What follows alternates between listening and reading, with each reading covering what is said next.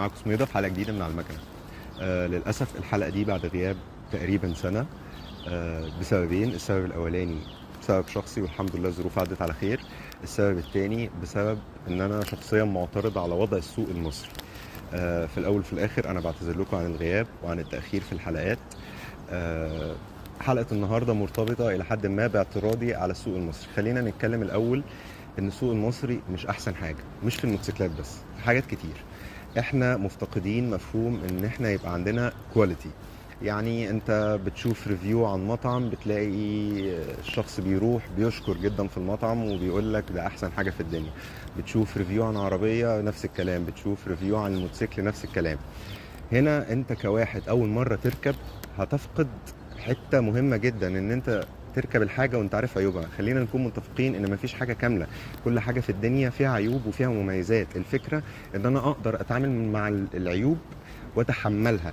يعني مثلا ممكن تكون عربية كويسة جدا بس قطع غيارها غالية، أنا مش هقدر أتحمل قطع غيارها. فلازم اللي بيقدم لي المحتوى يفهمني في واحد اتنين تلاتة، ما يحطليش السم في العسل، ما يحطليش شكل المعلومة بشكل أنا ما استوعبوش وبعد كده أروح أحط تحويشة عمري أو أحط مبلغ والبس.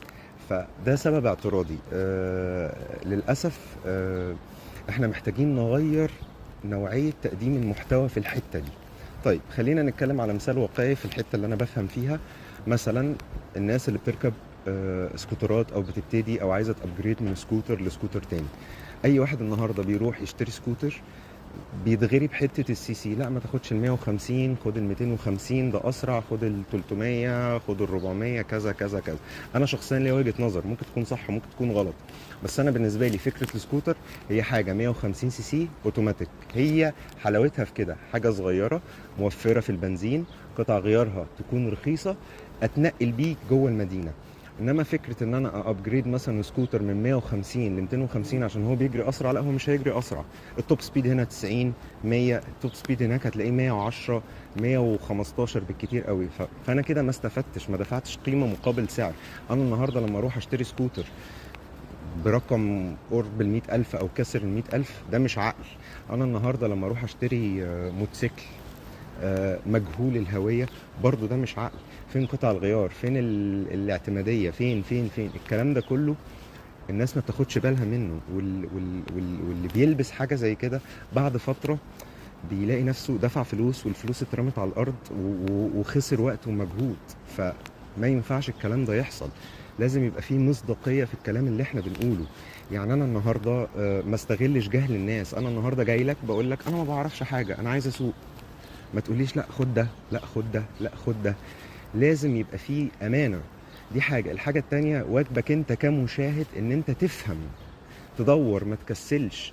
مش فيديو ولا اتنين ولا صميده ولا غيره تتفرج عليه تصدقه. اعقل وحكم دماغك.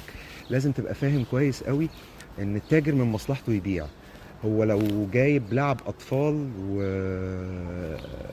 واتزنق فيها ممكن يبيعها على انها سكوتر عادي جدا، ما عندوش مشكله. انما الفكره فيك انت. لازم انت كمشاهد وكواحد هيستخدم الحاجه وهيدفع فيها فلوس، والفلوس دي شقه وتعب ومجهود وشغل. لازم يدقق كويس في المعلومه مره واثنين وثلاثه. الموضوع مش سهل. في مصر الموضوع ما بقاش سهل. انا اشتري سكوتر ولا اشتري عربيه لازم ادقق وادور مره واثنين وثلاثه. وما تصدقش اي حد، ما تصدقش اي حد يطلع يقف قدام الكاميرا يقول لك السكوتر ده كويس، الموتوسيكل ده كويس، العربيه دي كويسه. حاجه تانية، قطع الغيار بقت صعبه جدا، بقت قليله جدا. الزيوت في منها كتير جدا بقى مضروب. فين الكواليتي في الكلام ده كله يا جماعه؟ احنا ماشيين على حاجه بعجلتين. انت النهارده لما تجيب لي فردة كاوتش الكواليتي بتاعتها ضعيفه، الجريب بتاعها على الاسفلت هيبقى تعبان. انا اللي هعمل حادثه، انا اللي هتضر. انت كده ضرتني في لحمي في جسمي. الكلام ده كله ما ينفعش. لازم لازم لازم الدنيا دي تتغير. قطع الغيار اللي بقت مضروبه، اللي بقت هاي كوبي، يا راجل ده قطع الغيار الصيني بقت ضرب الضرب.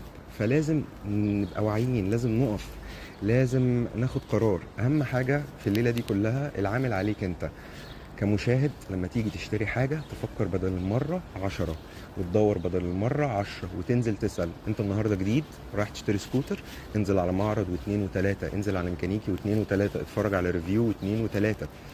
عايز تابجريد من سكوتر، حكم عقلك. طب انا عايز ابجريد من سكوتر ليه؟ هو حلو بيجيبني ويوديني وبيجيب التوب سبيد بتاعته. طب انا عايز ابجريد، انا عايز سرعه اكتر وهورس باور اكتر. لا، ما هو ملهاش لازمه بقى ابجريد وادفع 30 40 الف واخد سكوتر 250 سي سي وقطع غيره غاليه او مش موجوده. طب ما ابجريد على موتوسيكل، اتعلم. انا خلاص اتعلمت التوازن، اتعلمت الفرمله، اروح على موتوسيكل هيديني قيمه مقابل سعر. ففي حاجتين مهمين جدا انت لازم تفهمهم: القيمه مقابل السعر، وان انت ما تصدقش اللي بيتقالك بسهوله. يا رب ما نكونش طولنا عليكم، وان شاء الله هنشتغل في الحلقات الجايه على حاجات زي كده. اشوفكم الحلقه الجايه على المكنه.